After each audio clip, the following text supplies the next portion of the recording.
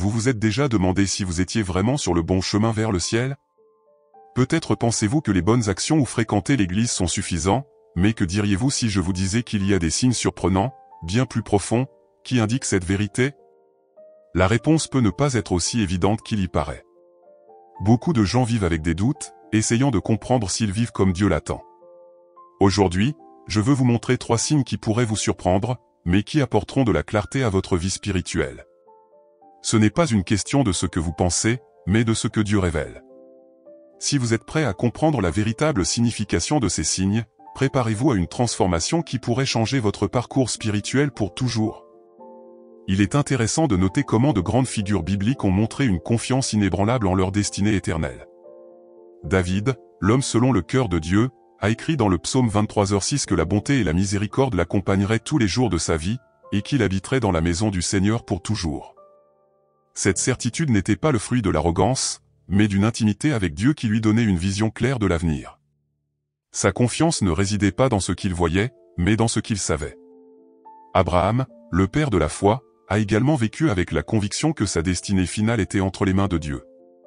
Dans Hébreux 11h10, nous lisons qu'il attendait la ville qui a des fondations, dont Dieu est l'architecte et le constructeur.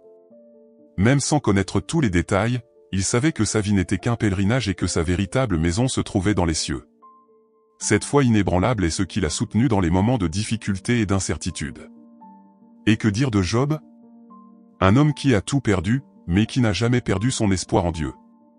Dans Job 19, 25-26, il déclare « Je sais que mon Rédempteur est vivant, et qu'il se lèvera à la fin sur la terre. » Malgré toute la douleur et la souffrance, Job avait une confiance inébranlable dans la vie éternelle et dans la rédemption. Il ne voyait pas seulement la souffrance présente, mais le dessein plus grand de Dieu dans sa vie et au-delà. Enfin, nous avons Jésus, le propre Fils de Dieu. Non seulement il savait qu'il retournerait vers le Père, mais il a promis à ses disciples qu'il leur préparerait également une place. Dans Jean 14, 2-3, Jésus dit « Il y a plusieurs demeures dans la maison de mon Père, si cela n'était pas, je vous l'aurais dit. Je vais vous préparer une place. » Sa confiance n'était pas seulement personnelle, mais une garantie pour tous ceux qui croient en lui. Ces hommes, chacun dans leur contexte, ont marché avec une certitude inébranlable de leur destinée éternelle. Cette confiance influençait non seulement leur foi, mais aussi leurs actions et décisions quotidiennes. Ils vivaient avec les pieds sur terre, mais les yeux fixés sur le ciel. Cela nous invite à nous interroger, avons-nous aussi cette même confiance dans notre avenir éternel? Tous ces exemples nous montrent que la sécurité en Dieu va au-delà des circonstances terrestres.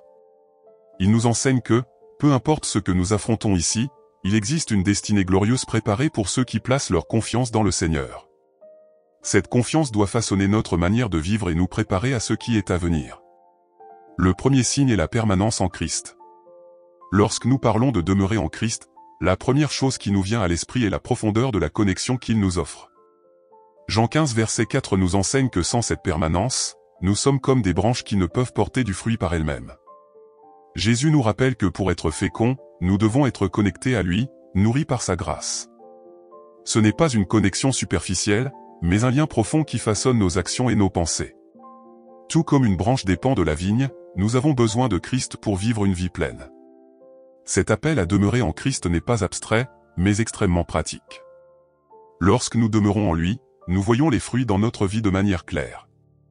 Jean 15 verset 5 nous assure que celui qui demeure en Christ et que Christ demeure en lui, celui-là portera beaucoup de fruits. Ces fruits se manifestent dans nos relations, dans notre travail, dans la façon dont nous faisons face aux difficultés. C'est la présence constante de Jésus qui nous donne la force de surmonter les défis quotidiens, en gardant notre foi solide. Beaucoup croient que demeurer en Christ signifie simplement suivre des règles ou maintenir des traditions, mais c'est bien plus que cela. Demeurer en Christ est un parcours de foi continu, où nous sommes constamment transformés par sa parole et par la prière. Jésus nous invite à marcher avec lui quotidiennement, à ouvrir notre cœur et à permettre à sa présence de nous façonner. Il ne s'agit pas de perfection, mais d'une recherche sincère d'être proche de lui en tout temps. Dans notre société, où tant de voix rivalisent pour attirer notre attention, demeurer en Christ exige de l'intentionnalité. Nous devons choisir, jour après jour, de rester attachés à la vigne, en donnant la priorité à ce qui est éternel. Souvent, cela signifie renoncer à ce qui semble urgent, mais qui nous éloigne de Christ. Demeurer en lui n'est pas seulement une option, c'est une nécessité pour ceux qui souhaitent vivre une vie avec un but et un sens. Les fruits que nous produisons en demeurant en Christ sont bien plus que de simples bonnes actions. Ils sont la preuve d'une vie transformée, d'une foi vivante qui reflète la nature de Dieu. Lorsque nous demeurons en lui, notre vie devient un reflet de sa bonté et de son amour. Les gens autour de nous commencent à remarquer quelque chose de différent, quelque chose qui ne peut s'expliquer que par la présence de Christ en nous. C'est cette connexion qui nous transforme de l'intérieur. Enfin, demeurer en Christ nous rappelle que nous ne sommes pas seuls dans ce parcours. Il est la vigne, et nous sommes les branches. Tout comme une branche ne peut survivre sans la vigne, nous ne pouvons vivre pleinement sans lui. Lorsque nous demeurons en lui, nous trouvons des forces qui dépassent les nôtres, nous trouvons la paix au milieu des tempêtes et nous produisons des fruits qui glorifient Dieu. C'est la beauté d'être en Christ. Le deuxième signe, qui est facile à dire mais difficile à voir en pratique dans la vie des gens, est la piété. La piété est l'un des signes les plus profonds d'une vie transformée par Christ. Lorsque nous demeurons en lui, notre manière de voir le monde, de traiter les autres et de gérer nos défis change radicalement. Dans 1 Timothée 4 verset 8, nous voyons que la piété est précieuse tant pour la vie présente que pour la vie future. Cette valeur se reflète dans nos comportements quotidiens, dans la manière dont nous gérons nos responsabilités et dans la façon dont nous honorons Dieu par nos attitudes. Une personne pieuse est celle qui vit dans le respect et la crainte du Seigneur, cherchant à refléter son caractère. Cette transformation n'est pas instantanée, mais un processus continu. La piété naît de la relation intime avec Christ et grandit à mesure que nous permettons au Saint-Esprit de travailler dans notre cœur. Lorsque nous laissons la grâce de Dieu nous façonner, nous commençons à voir la vie avec de nouveaux yeux. Nos priorités changent et, au lieu de rechercher la gloire personnelle, nous cherchons à plaire à Dieu. Être pieux ne signifie pas être parfait, mais être conscient que tout ce que nous faisons doit refléter l'amour et la sainteté de Dieu. Il est intéressant de noter que la piété n'est pas quelque chose que l'on exhibe ou que l'on peut mesurer selon des normes humaines. Elle se manifeste de manière subtile, mais profonde, dans les attitudes quotidiennes. Une personne pieuse est honnête, fidèle et traite les autres avec respect. Elle agit avec intégrité, même lorsque personne ne regarde. La piété est comme une lumière qui brille dans un monde de ténèbres, guidant ceux qui l'entourent vers la vérité et la justice. Cela ne signifie pas que la personne pieuse ne fait pas d'erreur, mais qu'elle cherche à se corriger et à apprendre de ses fautes. La piété est également étroitement liée à l'obéissance. Celui qui demeure en Christ sait que la piété n'est pas seulement une question de caractère, mais de suivre les commandements de Dieu. Jésus a dit que si nous l'aimons, nous garderons ses paroles. Cet amour pour la parole de Dieu est ce qui nourrit la piété. Une personne pieuse ne se laisse pas guider par ses propres désirs, mais cherche toujours la direction de Dieu pour ses décisions. L'obéissance est le chemin vers une vie pieuse et féconde. Il est curieux de constater que la piété nous pousse à agir avec bonté et compassion. Celui qui vit dans la piété ressent le poids des injustices autour de lui et cherche à être une source de paix et d'amour. Cela ne signifie pas que la personne pieuse est passive, mais qu'elle réagit aux situations avec la sagesse et la douceur qui viennent de Dieu. La piété nous pousse à être des instruments de transformation, apportant la lumière de Christ où que nous allions. C'est une marque visible de quelqu'un qui est en route vers le ciel. En fin de compte, la piété est plus qu'une vertu, c'est un reflet de notre communion avec Dieu. Elle nous rend plus sensibles à sa volonté et nous donne un cœur aligné avec les desseins divins. Lorsque nous permettons à la piété de se manifester dans notre vie, nous montrons au monde que nous ne vivons plus pour nous-mêmes, mais pour celui qui nous a appelés. Et c'est l'un des signes les plus clairs que nous sommes sur le bon chemin.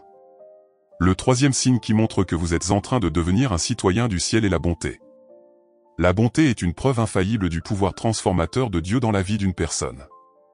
Lorsqu'une personne est véritablement touchée par la grâce, cela se reflète dans ses actions et dans la façon dont elle traite les autres. Dans Galates 5 verset 22, l'apôtre Paul parle des fruits de l'esprit, et la bonté en fait partie. Cette bonté va au-delà d'un simple acte de gentillesse, elle est le reflet de la nouvelle nature que nous recevons en Christ. Celui qui est né de nouveau ne peut s'empêcher d'exhaler la bonté, car c'est l'une des marques de la transformation opérée par le Saint-Esprit. Lorsque nous regardons la vie de Jésus, nous voyons la bonté s'écouler de chacune de ses actions. Il a guéri les malades, nourri les affamés et, surtout, aimé les marginalisés. Sa bonté n'était pas seulement occasionnelle, mais constante. C'est ce genre de transformation que Dieu désire opérer en nous. Lorsque nous demeurons en Christ, notre vie commence à refléter la bonté qu'il a manifestée, non par obligation, mais parce que nous sommes continuellement façonnés par l'Esprit. La bonté, cependant, n'est pas seulement pour les moments faciles. Elle est mise à l'épreuve dans les moments de souffrance, lorsque nous sommes face à des personnes qui nous défient ou à des situations qui nous causent de la douleur. Être bon dans ces moments est une preuve du pouvoir de Dieu dans notre vie. Cela ne signifie pas ignorer les injustices, mais y répondre avec la grâce que nous avons reçue de Christ. La véritable bonté ne cherche ni retour ni reconnaissance, elle agit simplement, car elle est naturelle pour celui qui est attaché à Christ. Cette transformation est visible pour tous ceux qui nous entourent. Les personnes qui vivent à nos côtés commencent à remarquer quelque chose de différent dans notre façon d'agir. La bonté devient une lumière qui brille dans un monde souvent dominé par l'égoïsme et la froideur. Elle est un témoignage vivant de l'œuvre de Dieu dans notre vie, attirant ceux qui ne connaissent pas encore Christ. Lorsque notre bonté est sincère, elle ouvre des portes pour que nous puissions partager l'Évangile de manière puissante. Mais nous ne devons pas oublier que cette bonté n'est pas quelque chose que nous produisons par nous-mêmes. Elle est le fruit de notre permanence en Christ. Tout comme une branche ne peut porter du fruit que si elle est connectée à la vigne, nous ne pouvons montrer une véritable bonté que si nous sommes attachés à Christ. C'est lui qui nous permet d'être bons, même lorsque notre cœur humain veut faire autrement. Demeurer en Christ est la clé pour vivre une vie qui exale la bonté en toutes circonstances. Par conséquent, la bonté n'est pas seulement un signe de transformation, mais aussi une preuve que nous sommes sur le chemin du ciel. Ceux qui ont été transformés par Christ ne peuvent s'empêcher de montrer de la bonté dans leurs actions quotidiennes. Cela nous pousse à évaluer notre propre vie, reflétons-nous la bonté de Dieu envers ceux qui nous entourent? Si c'est le cas, alors nous sommes sur la bonne voie, suivant les pas de Jésus, qui fut l'exemple parfait de bonté divine. Le message de l'Évangile est clair, il ne nous réconcilie pas seulement avec Dieu, mais nous transforme profondément. Cette transformation n'est pas seulement quelque chose d'externe, elle se produit au niveau le plus intime de notre être. Lorsque nous acceptons Christ, nous ne sommes pas seulement pardonnés de nos péchés, mais nous recevons un nouveau cœur. Dans 2 Corinthiens 5 verset 17, il est écrit que si quelqu'un est en Christ, il est une nouvelle créature, les choses anciennes sont passées, et tout est devenu nouveau. Ce changement intérieur est le point de départ d'une vie complètement transformée. L'impact de cette transformation est visible pour tous ceux qui nous entourent. Nos attitudes, nos valeurs et notre manière de vivre commencent à refléter la présence de Christ en nous. Ce changement est progressif, mais constant, et est propulsé par le Saint-Esprit. Souvent, nous ne réalisons pas à quel point nous avons changé jusqu'à ce que nous regardions en arrière et voyions la différence. C'est à ce moment-là que nous comprenons que l'Évangile n'est pas seulement un message d'espoir, mais une force transformatrice qui façonne chaque aspect de notre vie. Cette transformation apporte également une responsabilité. Ceux qui ont été transformés par Christ sont appelés à vivre de manière à refléter cette nouvelle réalité. Dans Romains 12 verset 2, nous sommes défiés de ne pas nous conformer à ce monde, mais d'être transformés par le renouvellement de notre esprit. Cela signifie que notre comportement, nos choix et notre façon de voir la vie doivent être façonnés par la parole de Dieu. C'est un changement qui commence de l'intérieur et se manifeste dans nos actions. Cette transformation ne se fait cependant pas de manière isolée. Elle est nourrie par notre permanence en Christ. Sans cette connexion continue, nous risquons de nous éloigner de ce que Dieu veut faire en nous. Tout comme une branche doit être attachée à la vigne pour porter du fruit, nous devons demeurer en Christ pour que cette transformation soit continue. Chaque jour est une opportunité de nous rapprocher de Dieu et de lui permettre de façonner notre caractère à l'image du Christ. La beauté de la transformation que l'Évangile apporte est qu'elle n'est jamais terminée. Il y a toujours plus de Dieu à connaître, plus de domaines de nos vies à lui abandonner. Le chemin de la transformation est continu et ne sera achevé que lorsque nous serons face à face avec le Christ. Cela nous garde dans un état de croissance constante, toujours à la recherche de ressembler davantage à Jésus dans nos pensées, nos paroles et nos actions. En réfléchissant à la transformation que l'Évangile opère, nous sommes mis au défi de vivre différemment. La véritable transformation n'est pas seulement un changement temporaire, mais quelque chose qui affecte tous les aspects de notre vie. Elle nous pousse à vivre de manière pieuse, bienveillante et remplie de grâce. Et cette transformation, en plus de nous préparer pour le ciel, impacte tous ceux qui nous entourent, leur montrant la puissance de l'Évangile en action. Lorsque nous demeurons en Christ, quelque chose d'extraordinaire se produit, notre essence commence à être façonnée à sa ressemblance. Ce n'est pas seulement une transformation superficielle ou comportementale, mais un renouveau profond du caractère. Cela se voit dans les petites et grandes attitudes du quotidien. L'honnêteté, la bonté, le respect des lois et des autres deviennent des reflets naturels de celui qui est enraciné en Christ. Ce changement n'est pas forcé, mais fluide, car c'est le Saint-Esprit qui agit dans notre cœur, nous habilitant à vivre de manière pieuse. Cette transformation affecte non seulement notre vie spirituelle, mais aussi la manière dont nous interagissons avec le monde qui nous entoure.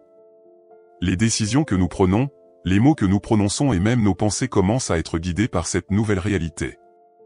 Demeurer en Christ, c'est vivre avec la conscience que tout ce que nous faisons a un impact éternel. C'est pourquoi une vie transformée en Christ est une vie pleine de sens, où chaque action est faite avec l'intention de glorifier Dieu. Le processus de transformation est également continu. Il ne s'agit pas d'un événement isolé, mais d'une marche quotidienne. Chaque jour, nous sommes appelés à demeurer en lui, à rechercher sa présence et à nous soumettre à son plan. Et plus nous demeurons, plus nous sommes façonnés. Le résultat de cette transformation est une vie qui porte du fruit, comme Jésus l'a décrit dans Jean 15. Ce fruit se manifeste par des vertus telles que la patience, la bonté et la maîtrise de soi, toutes des preuves que nous marchons avec Christ. Il est important de comprendre que cette transformation a aussi un impact sur la manière dont les autres nous perçoivent. Lorsque nous demeurons en Christ, nos attitudes commencent à refléter sa lumière. Les personnes autour de nous remarquent quelque chose de différent, même si elles ne parviennent pas à définir exactement ce que c'est. Cela ouvre des portes pour que nous puissions partager l'Évangile, non seulement par nos paroles, mais par notre propre vie. La transformation que Christ opère en nous est le plus grand témoignage que nous puissions donner au monde. En demeurant en Christ, nous apprenons à voir le monde avec un regard différent. Nous commençons à voir les gens comme Dieu les voit, avec compassion et grâce. Cette transformation nous pousse à agir avec justice, à être une voix pour ceux qui n'en ont pas, et à manifester l'amour de Dieu dans tout ce que nous faisons. Demeurer en Christ nous rend plus sensibles aux besoins des autres et nous donne le courage d'agir pour le bien. C'est une transformation qui va au-delà de nous-mêmes, touchant tous ceux qui nous entourent.